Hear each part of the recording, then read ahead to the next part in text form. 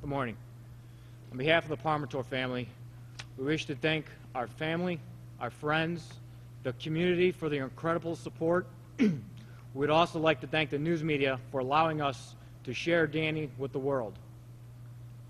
Finally, a special thanks to the Chardon schools, the Chardon police, and the rest of the emergency responders. Your support and love for all the victims has been overwhelming and a great comfort during this difficult time. Danny was a joy in all our lives and has touched many hearts during this short time with us.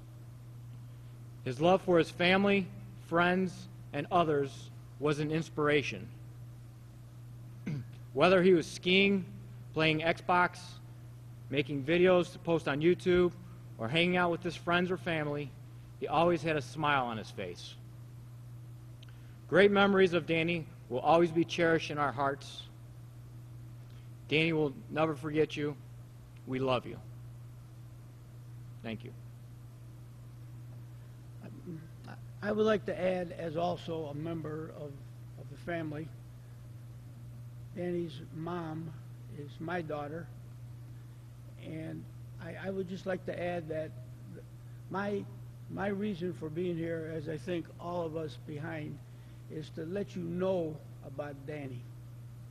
I mean, I feel a cleansing to be sitting here myself, and I also recalled just the other day Danny's mom and dad, who felt when they spoke about him, it made them feel a lot better.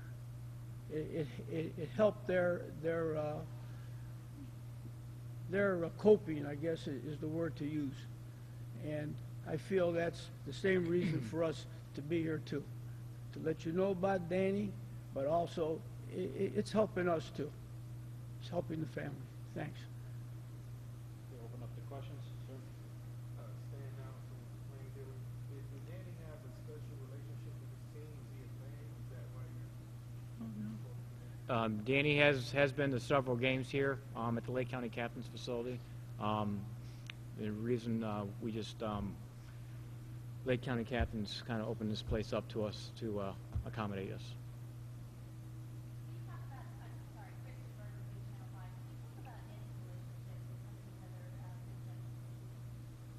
I'm sorry, I'm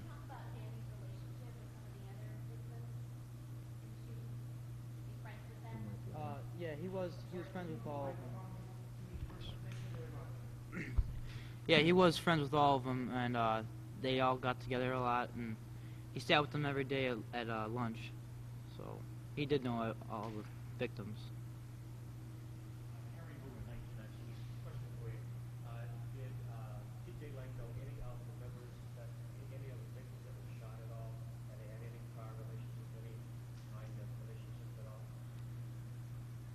Cannot speak for the other victims. For Danny, Danny had no relationship with that kid.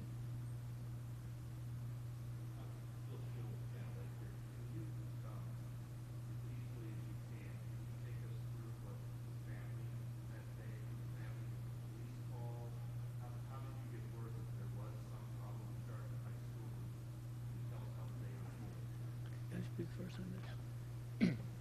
Ironically, I could speak. The previous evening, Dina, my daughter, is a nurse at Hillcrest Hospital. And I had a little bug myself, a little flu. And I still work at Beechwood High School. And I called her about 6 o'clock Sunday night. And I just said, how you doing? And she had to go to work at 7. And I said, I'm not feeling so well, you know, and she said to me, you better stay home tomorrow. You better stay home. And my wife yelled in the background, tell your dad he better stay home tomorrow. So I did. And the next morning, personally for me, I was home from my job. I went out for a coffee by myself. I went to McDonald's. And my wife called McDonald's. I have a cell phone. I don't usually keep it on for some crazy reason. She called McDonald's, and the manager walked over to me and said, are you Dominic? Yes, yes. Well, my wife said, you better come home right away. And she said, I'll tell you when you get home. Well, Dina had called my house and was panicky. She's headed to the hospital. So then, of course, I put TV on and saw what had occurred. About a half hour later, approximately 9:30 in the morning, my other daughter, Lisa, who teaches school in Parma, was called by Dina also. And Lisa went to the hospital, Metro, and Lisa got there first because Parma is actually quite near Metro. And Lisa got there first and met Dina and Bobby coming in the door. And to be honest, about 9:30, I got a call that knocked me down from Lisa's husband. Lisa called him, obviously. And he told me, that's my personal story. He told me, Danny's gone, and I actually fell down. When I was standing up, I fell back in a chair. I mean, that's my personal shock. That's me personally. I don't know Ron or, you know. Thanks.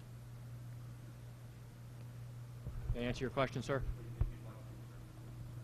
I got a phone call from my brother Bobby. It was approximately 7:30, 8 o'clock in the morning, advising me that there was a shooting at the Chardon schools. Want to know if I can get any information for him. I told him that I probably would not be able to do that, but I would keep my ears open.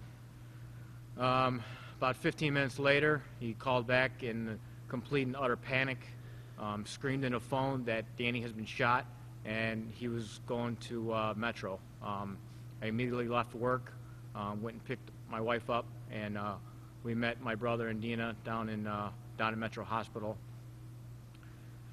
We came into Metro Hospital, into the emergency room. I seen my brother walking back, and he was in complete shock, walking by himself, being escorted by 2 members of Metro Hospital. Couldn't speak, couldn't talk, could barely walk. And he told us that Danny passed.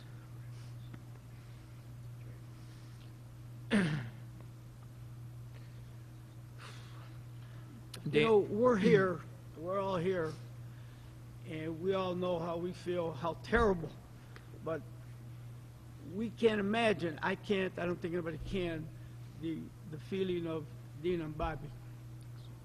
I mean, that's, you know, of course, for us it's horrendous, but for them it has to be tremendous, 5 times horrendous.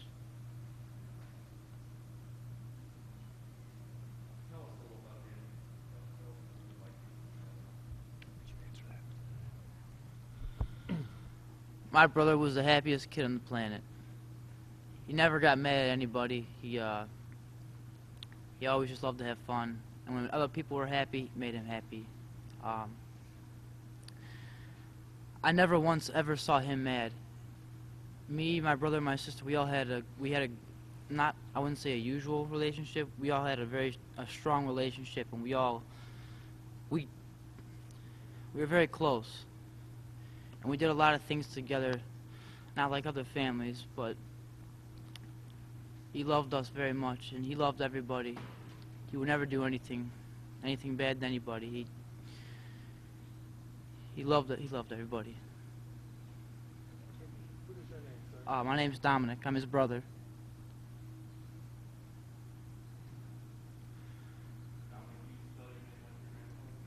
No, I do not. Dominic is a Parmator.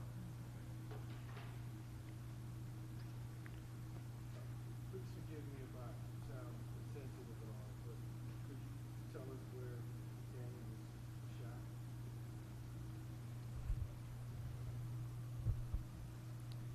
Danny was shot in the head.